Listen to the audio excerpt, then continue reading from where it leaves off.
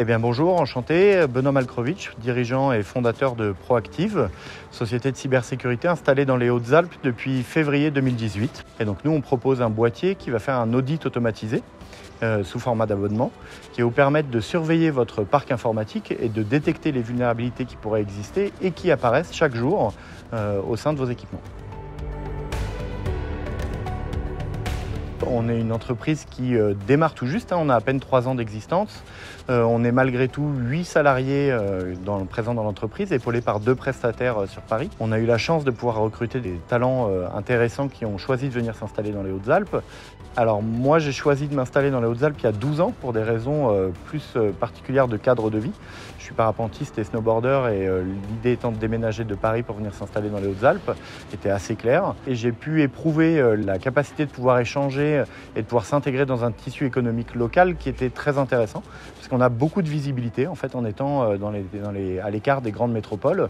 On a la capacité de pouvoir s'adresser directement aux dirigeants de la CCI, au président de la région, de pouvoir parler avec les centres de la région, y compris à la métropole Aix-Marseille, de façon plus directe du fait de notre nature un peu exclusive dans les Hautes-Alpes d'être une start-up en cybersécurité.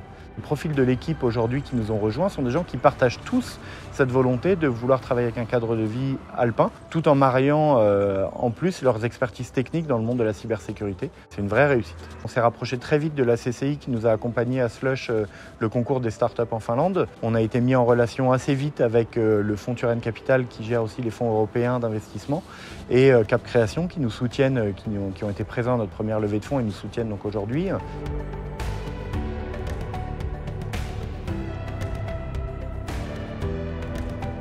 C'est vrai que l'année 2020 a été très fortement marquée par le Covid-19. Ça a impacté nos équipes, nous en interne, sur une gestion de l'entreprise et de la réorganisation du fonctionnement, mais aussi effectivement nos clients qui ont subi de plein fouet l'actualité de cyberinformatique, notamment, je parle pour le coup pour les hôpitaux, qui se sont retrouvés avec une menace qui est devenue réelle et qui nous ont demandé de les épauler sur cette partie-là. Alors aujourd'hui, Proactive est une entreprise qui donc démarre sa partie de commercialisation et de développement vraiment. On vient de signer un contrat de distribution avec un des grands distributeurs européens qui est Itantia.